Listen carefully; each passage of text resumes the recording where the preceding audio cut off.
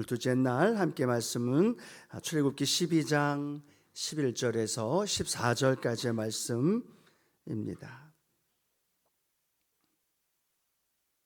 출애굽기 12장 11절에서 14절까지의 말씀 같이 한 목소리로 봉독하겠습니다. 너희는 그것을 이렇게 먹을지니 허리에 띠를 띠고 발에 신을 신고 손에 지팡이를 잡고 급히 먹으라. 이것이 야훼의 유월절이니라. 내가 그 밤에 애굽 땅에 두루다니며 사람이나 짐승을 막론하고 애굽 땅에 있는 모든 처음 난 것을 다 치고 애굽의 모든 신을 내가 심판하리라. 나는 야훼라. 내가 애굽 땅을 칠 때에 그 피가 너희가 사는 집에 있어서 너를 위하여 표적이 될지라.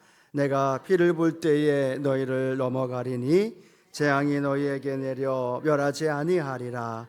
너희는 이 날을 기념하여 야훼의 절기를 삼아 영원한 규례로 대대로 지킬지니라. 아멘.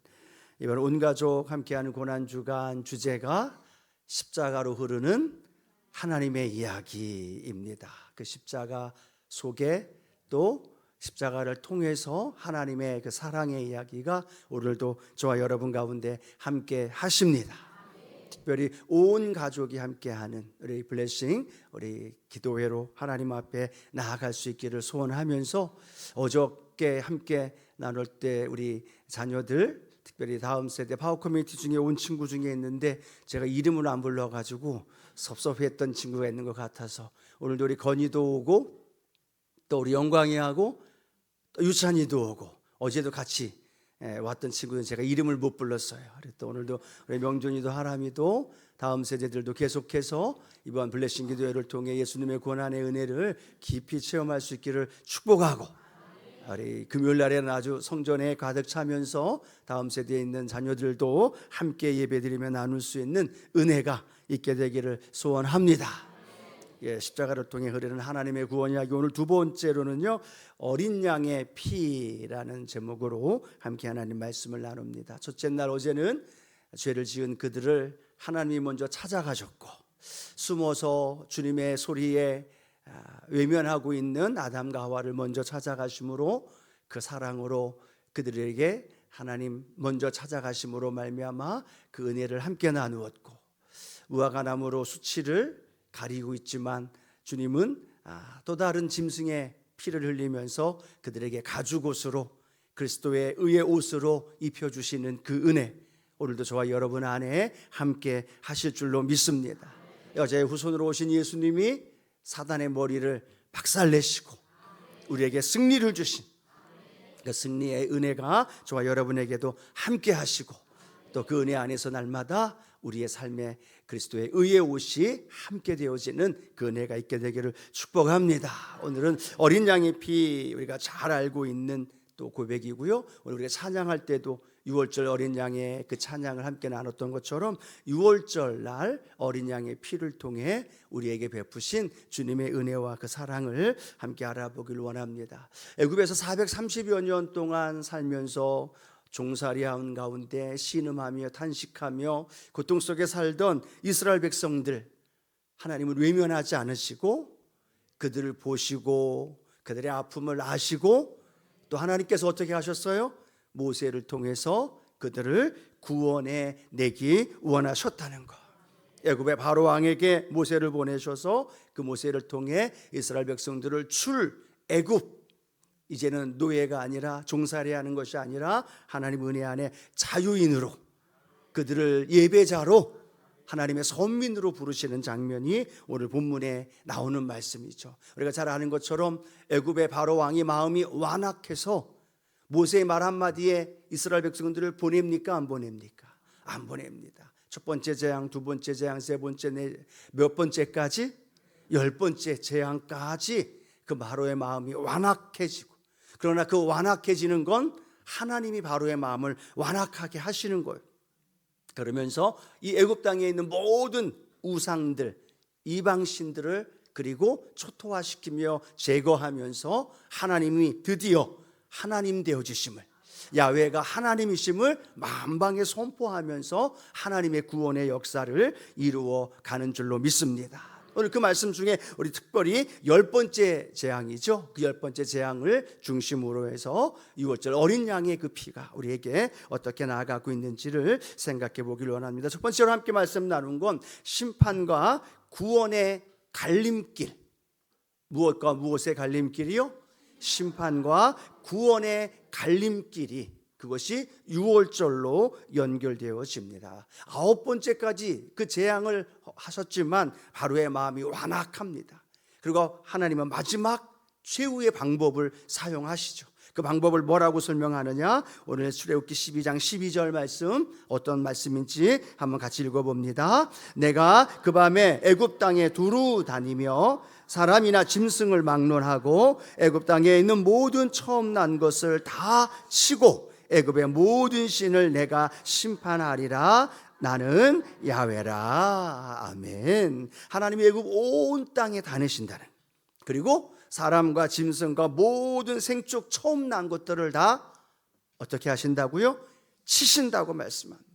그리고 그 치시는 의미 그 다음 뭐라고 말하고 있느냐? 애굽의 모든 신들도 내가 심판하리라 라고 말씀하시면서 모든 신 중에 신인 하나님이 그 모든 애굽에 있는 수많은 우상과 그 신들보다도 위대하시다는 사실을 선포하고 있는 모습을 말씀하고 있다는 거죠.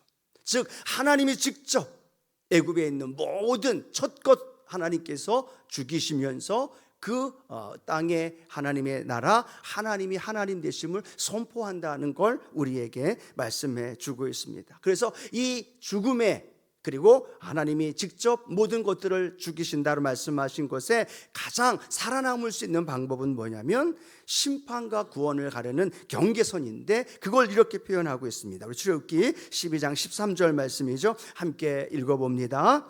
내가 애굽 땅을 칠 때에 그 피가 너희가 사는 집에 있어서 너희를 위하여 표적이 될지라. 내가 피를 볼 때에 너희를 넘어가리니 재앙이 너희에게 내려 멸하지 아니하리라. 아멘. 애굽의 온 땅에 사람과 생축과 그 모든 살아있는 것들의 첫 것을 다 치는데 유일한 하나의 살 수 있는 방법, 유일한 하나의 구원의 방법, 오늘 성경은 뭐라고 말씀하고 있어요?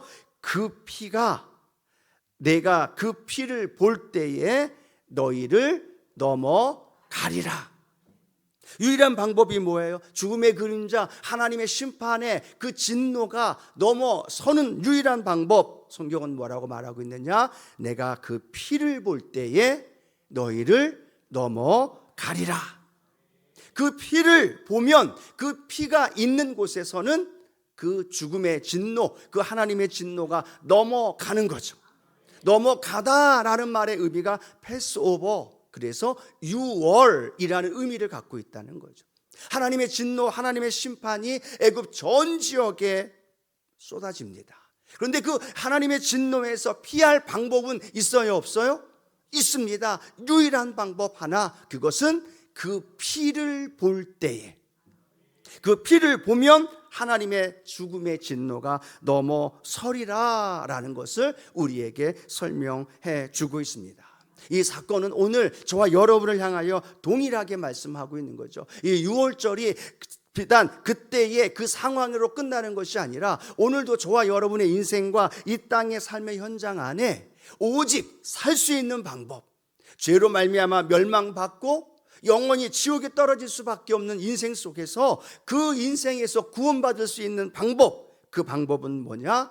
가난과 절망과 질병과 그 삶의 자리에서 오직 우리를 구원하기 위하여 오신 예수 그리스도를 믿는 믿음으로 말미암아, 그 피를 믿는 믿음으로 말미암아 오늘 저와 여러분에게 구원의 은혜가 일어나게 될 줄로 믿습니다. 그 6월절 날 어떤 일이 벌어지느냐? 14일 날입니다. 니산월 14일 날 그 이스라엘 백성들이 각 가정의 문을 닫고 양고기를 먹으면서 숨죽여 대기하고 있습니다. 그때 하나님 뭐라고 말씀하셨어요? 하나님의 진노, 죽음의 그림자가 그 온 땅에 쏟아질 것이다. 한밤중 자정중에 애굽 땅 온 땅에 장자, 그러니까 생축의 첫 새끼부터 모든 죽음이 쏟아집니다. 그 모든 애굽의 곳곳마다 비통한 마음과 애통과 통곡 소리가, 비명 소리가 온 애굽 땅에 가득하죠. 바로의 아들도 죽었을까요? 안 죽었을까요? 그 당시 바로는 애굽의 신입니다. 태양신. 모든 애굽 사람들이 애굽의 바로를 태양신으로 섬기는데, 태양신의 후예였던 바로의 아들도 다른 아들과 똑같이 생명을 잃어버린 거예요. 그러니까 바로 자체도 그 충격과 그 하나님의 역사하심을 깨닫고 모세를 부릅니다. 그리고 모세에게 뭐라고 얘기해요? 떠나라. 이스라엘 백성들을 모아서 떠나라. 그래서 15일 새벽에 급하게 이스라엘 백성들이 출애굽하는 장면이 오늘 본문에 나오는 말씀인 거죠. 이 말씀 속에서 나와 있는 그 피를 볼 때에 내가 너를 넘어서리라. 오늘 저와 여러분의 인생에서도 하나님의 진노가 우리 인간에게 쏟아졌지만, 우리가 오늘 이렇게 살아서 하나님을 예배할 수 있는 이유는 유월절 어린 양 대신 그리스도의 피가 오늘 저와 여러분 안에 있기에, 그리스도의 어린 양 대신 예수의 피가 내 안에 존재하기에, 그 피로 말미암아 오늘 우리가 이 자리에 있는 줄로 믿습니다. 사도 바울은 그래서 고린도전서 5장 7절을 통하여 이렇게 말씀합니다. 우리의 유월절 양 곧 그리스도께서 희생되셨느니라. 아멘. 우리의 유월절 양, 그때 잡았던 어린 양 그리스도께서 희생되었고, 그 피를 바른 자, 그 피를 뿌린 자, 그 피를 믿는 자, 그들에게만 어떤 일이 일어나요? 살아나는 패스오버, 하나님의 진노에서 건진바 되어지고 하나님의 생명의 역사가 일어나는 놀라운 은혜가 일어난 줄로 믿습니다. 여러분 기억하실 것은요, 우리의 삶의 자리에서 그 하나님의 은혜가 있음을 기억해야 된다는 것. 그 예수의 피를 믿으면 천국이고, 그 예수의 피를 내가 오늘 내 마음속에 모셔드리면 나는 영원한 생명을 얻는 것이고, 그러나 믿지 않으면 하나님의 죽음의 진노가 멸망으로, 지옥으로, 그 심판으로 떨어질 수밖에 없는 그 상황이라는 것. 오직 유일한 것 뭐예요? 어린 양의 피, 그 피로 말미암아, 유월절 어린 양의 그 피가 오늘 저와 여러분의 삶 가운데 함께 하실 줄로 믿습니다. 죄의 삭은 사망이라고 말했는데, 모든 인류가 죄 가운데 멸망받아야 함에도 불구하고 하나님의 은사는 그리스도 예수 우리 주 안에 있는 영생이니라. 예수의 피가 저와 여러분에게 영원한 생명으로 함께 하는 줄로 믿습니다. 자, 근데 우리가 그 다음에 우리가 생각해 봐야 할 것이 있습니다. 하나님이 유월절을 지키는, 유월절을 준비하는 과정을 설명합니다. 가족 수대로 양을 취하되 조건이 하나 있어요. 그냥 일반적인 양으로 하는 것이 아니라 조건이 하나 있는데, 출애굽기 12장 5절에 보면 이런 조건이 기록이 되어 있습니다. 함께 읽어봅니다. 너희 어린 양은 흠없고 1년 된 수컷으로 하되 양이나 염소 중에서 취하고 라고 말합니다. 어떤 양이어야 돼요? 흠없고 1년 된 수컷으로 하여야 된다라는 겁니다. 다른 양이, 다른 소나 다른 어떤 피로, 그 피로 말미암아 구원받는 것이 아니라 흠이 없고 1년 된 수컷으로 말미암아서 오늘 그 피를 통하여 하나님의 구원의 역사가 일어난다는 거예요. 이스라엘 백성들은요, 그 양을 잡기 전에 4일 전에 어린 양을 취합니다. 그리고 4일 동안 그 어린 양과 함께 공화하면서 뭘 하고 있느냐 하면, 그 어린 양이 흠이 있는지 없는지를 검사하는 거예요. 철저하게. 왜요? 흠 없는 양으로 하라고 하셨기 때문에, 흠 있는 양으로 해서는 될까요? 안 될까요? 안 된다는 거예요. 그냥 흠 있는 양으로 피를 바르고 흠 있는 양의 피를 사용할 것이 아니라 분명히 말씀하신 흠 없는 양, 그 양을 잡았는데 4일 동안 보는데 흠이 있어요. 그러면 이 양은 취소. 또 다른 양을 갖고 옵니다. 그 양 중에 또 다시 검사하면서 4일 동안 계속 깨끗이 하면서 그 양에 흠이 있는지 없는지를 거르면서 그 일을 하면서 4일 동안 그 과정을 겪게 되어지는 거예요. 어떤 신학자는 그렇게 이야기합니다. 예수님이 예루살렘 입성하신 다음에 바로 십자가 달려 돌아가신 것이 아니라 금요일 날 돌아가시잖아요. 그동안 뭘 하셨을까? 그동안 예수님도 흠이 있는지 없는지를 테스트했다라는 거죠. 흠이 있는지 없는지를 바리새인을 통해, 사두개인을 통해, 때로는 헤롯이나 때로는 빌라도를 통하여서 그 과정 속에서 속죄 제물 되어지기 위해서 신문을 받으면서 때로는 많은 사람들 앞에서 증인을 내세우면서 예수 그리스도가 죄가 있느냐 없느냐를 판정하고 심사하고 결론을 뭐라고 내렸을까요? 빌라도가 이렇게 얘기합니다. 보라, 내가 보니 이 사람에게는 죄가 없도다. 세상의 현미경으로 온갖 방법을 다해서 그것을 봤지만 어린 양 대신 예수 그리스도에게는 흠이 있었다 없었다? 없었다라는 거예요. 흠 없는 예수 그리스도가 그 십자가에 달려 죽으심으로 말미암아 저와 여러분에게 흠 없는 예수 그리스도로 말미암은 구원의 은혜를 우리에게 주신 줄로 믿습니다. 그래서 베드로는 이렇게 말씀하죠. 베드로전서 1장 19절 말씀입니다. 오직 흠없고 점없는 어린 양 같은 그리스도의 보배로운 피로 된 것이니라. 아멘. 흠없고 점없는 어린 양 같은 그리스도. 여기서 이 어린 양은 무엇을 의미해요? 유월절 어린 양을 의미하는 거예요. 그리고 그 유월절 어린 양으로 그 일을 감당하시면서 5일 동안 그 과정 속에서 결국은 예수 그리스도가 죄 없으심을 세상 사람들도 인정하고 또 율법으로도 증명되어지고 그러면서 흠없는 점없는 어린 양 예수 그리스도의 피가 우리를 위하여 뿌려졌다라는 것. 또 이렇게 말합니다. 히브리서 4장 15절이죠. 함께 합니다. 우리에게 있는 대제사장은 우리의 연약함을 동정하지 못할 리가 아니요 모든 일에 우리와 똑같이 시험을 받으신 이로되 죄는 없으시니라. 아멘. 죄가 있으면 돼요, 안 돼요? 죄 있는 사람이, 죄 있는 분이 어떻게 죄의 값을 지불할 수 있겠느냐는 얘기. 그래서 하나님의 아들 예수 그리스도가 죄 없는 몸으로 이 땅에 오셨고 흠없고 점없는 예수 그리스도의 그 십자가의 대속 제물이 놀라운 건요, 쇳덩어리였던 나를 죄로 말미암아 멸망받고 심판받고 하나님의 진노를 받고 그 죽을 수밖에 없는 나를 죄 없고 흠없는 예수 그리스도가 그 죄값의 모든 것을 청산하시고 저와 여러분을 향하여 뭐라고 말씀하셔요? 죄 없다라고 말씀해 주시고 우리를 의롭다라고 칭해 주시고 우리가 죄가 없기 때문이에요? 아니죠. 우리가 죄를 짓지 않았기 때문이에요?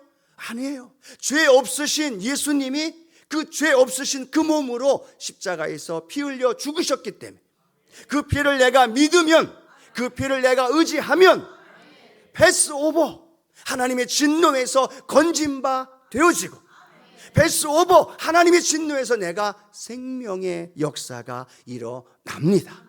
오늘 저와 여러분 마음속에 늘 그런 고백이 되어지길 원합니다. 주님, 죄 없으신 주님이 흠없고 점없는 어린 양 되신 예수 그리스도가 이 죄덩어리였던 나, 죄짓고 늘 반복되어지는 죄 가운데 사는 이 불쌍한 죄인을 구원하기 위하여서 주님이 피 흘려 죽으시고 그 피값으로 저와 여러분이 죄 없다 인정함 받고 죄 없다 칭함 받고 오늘도 우리가 주님 앞에 하나님 앞에 담대히 나아갈 수 있는 저와 여러분 된 줄로 믿습니다. 그걸 늘 기억해야 되는 거예요. 우리는 늘 착각할 때가 너무나 많아요. 죄 없는 사람인 것처럼 죄 한 번도 안 지은 것처럼 내 주변에 나에게 죄를 짓고 내 주변에 나에게 아픔을 주고 내 주변에 죄 짓는 모습을 보면 나는 죄 안 짓는 것처럼 비난하고 판단하고 정죄할 때가 너무나 많더라. 그러나 여러분 기억하십시오. 우리도 다 똑같은 죄인입니다. 그러나 차이가 있다면 우리는 용서받은 의인으로서 오늘도 주님 내 삶에 예수 그리스도의 흠없고 점없는 그 어린 양의 피가 하나님 나를 용서하여 주셨고 내가 오늘도 하나님 앞에 나아갈 수 있는 이 놀라운 자격 없는 이 은혜가 늘 내 안에 함께 하옵소서.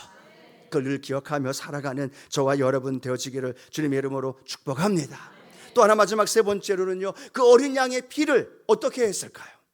그 어린 양의 피를 우리 하나님은 그 이스라엘 백성들을 향하여 말씀하고 있습니다. 그 피를 문임방과 문설주에 바르라 라고 말하는 거죠. 그 문임방과 문설주에 바르면 하나님의 진노의 그림자가 하나님의 죽음의 진노의 그 그림자가 패스오버 넘어가는 거죠. 그럼 여러분 생각해 보시겠습니까? 그 애굽 땅에 어떤 일이 일어날까요? 그 밤에 어떤 집에서는 통곡 소리와 비통한 목소리로 울부짖는 어머니의, 울부짖는 아버지의 통곡의 소리가 있어요.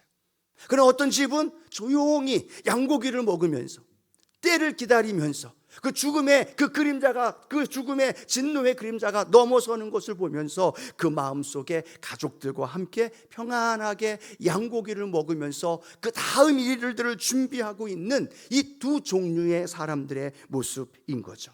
근데 중요한 건 뭘까요? 피가 보이는 집은 그 안에 어떠한 사람이 있더라도 그 안에 유대인이든 이스라엘 백성들이든 히브리인이든 아니면 애굽 사람이든 간에 상관이 있을까요? 없을까요? 상관이 없다라는 겁니다. 그 피 안에 문설주와 문인방에 바른 그 집 안에 있는 모든 사람은 구원을 받게 되어지고 생명이 건진바 되어지고 그가 어떤 일을 했든 어떤 행동을 했든 그게 중요한 것이 아니라는 거죠. 그 문인방과 문설주의 피가 있느냐 없느냐. 또 하나 우리가 생각해 봐야 되죠. 아무리 히브리인이라도 아무리 이스라엘 백성일지라도 그 안에 있는데 그 문설주와 문인방에 피를 바르지 않았다면 그 가정에는 어떤 일이 벌어져요? 장자의 죽음이 그 가정에 엄습하게 되어지는 것. 그가 유대인이든 히브리인이든 애굽인이든 아니면 제사장이든 어떤 조건을 갖고 있는 사람이든 상관이 있다 없다? 없다는 거예요. 오직 유일한 방법은, 오직 유일한 길은 그 문인방과 문설주의 어린 양의 피가 있느냐 없느냐, 그 차이라는 걸 우리가 기억해야 되는 거죠. 이 말씀을 생각하면서 여호수아 6장에 나와 있는 라합의 이야기가 잠깐 생각납니다. 여리고성을 무너뜨릴 때 여리고성이 완전히 와르르 무너집니다. 그런데 놀라운 건 한 집만 살아남아요. 그 집이 누구의 집이에요? 라합의 집이에요. 붉은 줄로 성 밑에까지 내려가 있는 라합의 집. 그 라합의 집은요, 어떤 사람이든 어떠한 자격과 조건이 준비되어 있지 않든 간에 상관없습니다. 그 집 안에 있기만 하면 구원받는 거죠.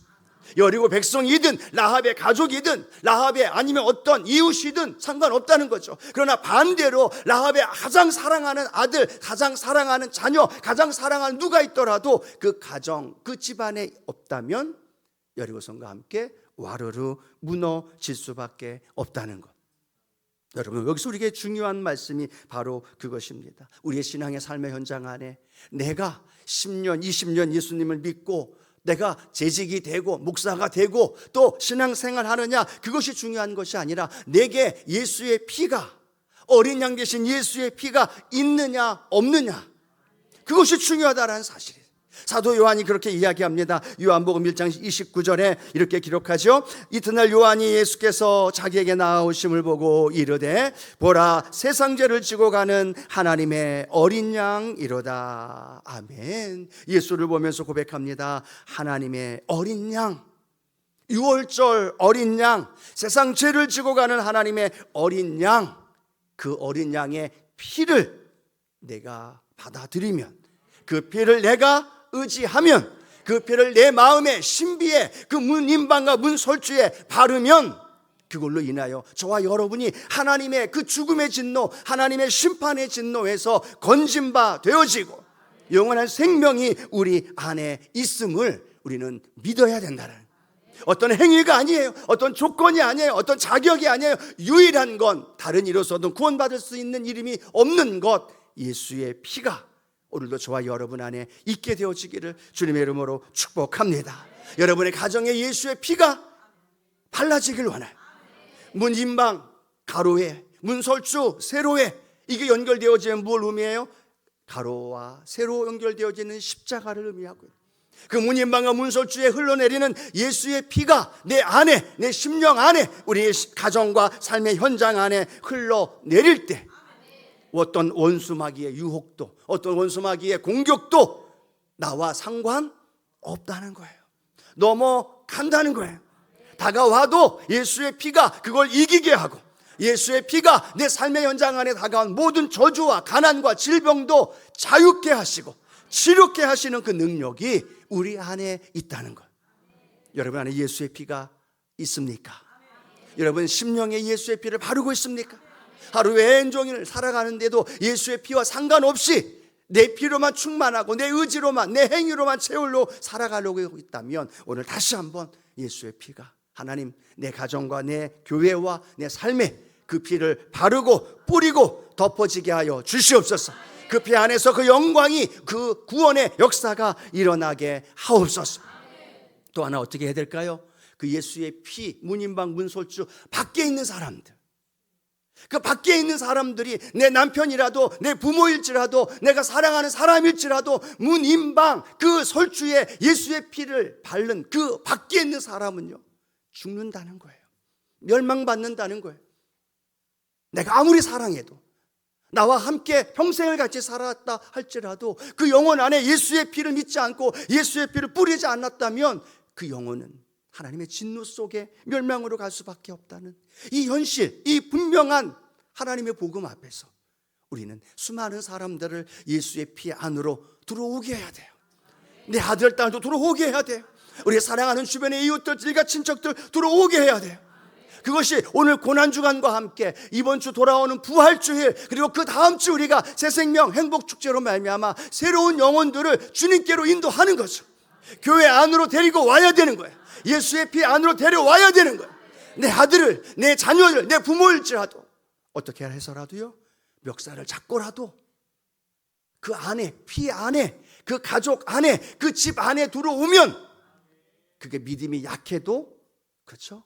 그 믿음이 흔들려도, 그 믿음이 부족해도 중요한 건 뭐예요? 예수 피 안에 있으면 그 영혼 살아난다는 거예요. 그 진노에서 건진 바 되어지는 거예요.